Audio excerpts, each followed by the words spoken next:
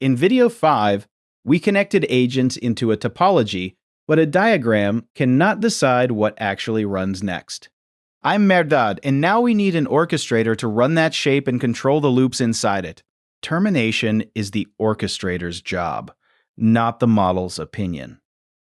The harness must decide when useful work is complete, when recovery is justified, and when the whole system must stop. A single agent gives us one loop we can reason about, gather context, act, verify the result, and repeat. A multi-agent system creates loops inside loops because every worker may run tools while an orchestrator keeps assigning work around them. Starting those loops is straightforward, but ending them is harder when one worker's success does not complete the overall task. The expensive control question is no longer only whether an answer is right. It is whether the entire system knows when to stop. The model can report that it thinks the task is finished, but that report is evidence rather than authority. It may declare success before requirements are verified or continue searching long after the run has stopped making progress. After every step, the orchestrator must test an explicit predicate against state, such as goal status, budget, errors, and measured stagnation. Those conditions control the loop. The model's confidence does not. Each worker runs the familiar inner loop, gathering context, acting through tools, and verifying the result of its scoped task. Around those workers, the orchestrator runs an outer loop or meta loop that spawns workers and routes their results. It updates shared run state, chooses what happens next, and decides when each inner loop has done enough. The orchestrator is not another worker performing the domain task. Its work is controlling how the other loops interact. Local actions become a bounded, system-level result only when the meta loop owns both continuation and stopping. Microsoft's Magentic-One makes this separation concrete by giving its orchestrator two loops and two different ledgers. The outer loop maintains a task ledger containing known facts, working assumptions, and the current plan for solving the problem. It asks whether the system is still pursuing the right objective, especially after evidence shows the plan is failing. The inner loop maintains a progress ledger that tracks satisfaction, repeated behavior, actual progress, and which agent should act next. A stall counter links them, so repeated no-progress rounds break the inner loop and trigger planning again in the outer loop. The names matter less than the control flow. Detect the stall, stop repeating the plan, and revise from explicit state. Real execution traces reveal three common ways that loop control fails, and each one creates a different operational risk.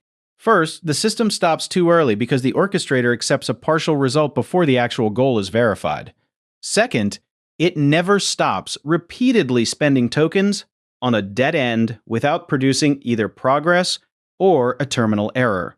Third, the meta loop trap described by IBM and the MAST analysis appears when an agent abandons the task to debug its own scripts. These failures look different, but all reveal the same harness gap. Useful work was never bounded, tested, and enforced. The fix is a stop hook, which is a small predicate that the orchestrator runs after every completed step. Instead of requesting a vague judgment from the model, the hook returns, continue, stop with success, or stop with failure. Those outcomes follow inspectable conditions such as a verified goal, an exhausted budget, a terminal error, or measured stagnation.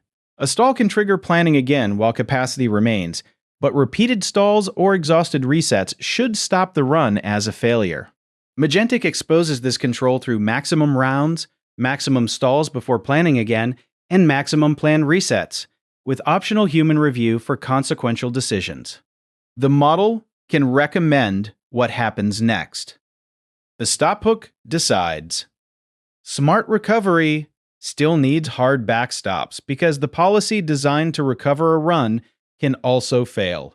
Runaway detection fingerprints recent tool calls and results, then halts repeated actions or near duplicate behavior before the loop keeps spinning. Spend caps place hard ceilings on iterations, tokens, dollars, and elapsed time, while pre-flight checks enforce them before every model call.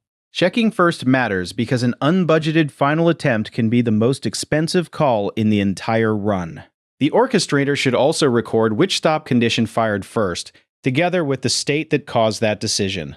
These controls do not improve the model's reasoning. They make a bad run end cheaply and leave evidence for tuning.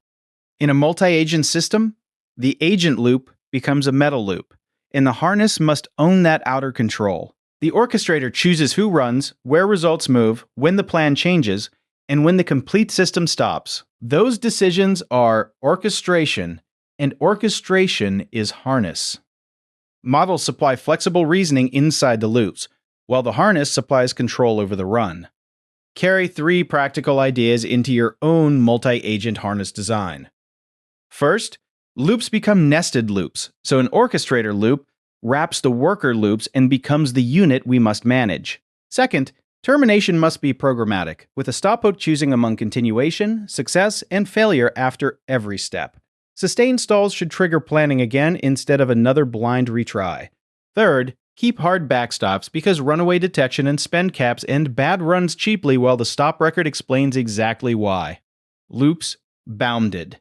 That is what an orchestrator looks like when the harness truly controls the run. If this series helps you, subscribe to Multi-Agent Academy and connect with me on LinkedIn. Next is video 7, Inter-Agent Communication, where we will examine coordination between agents and why the communication channel becomes part of the harness. I'll see you there.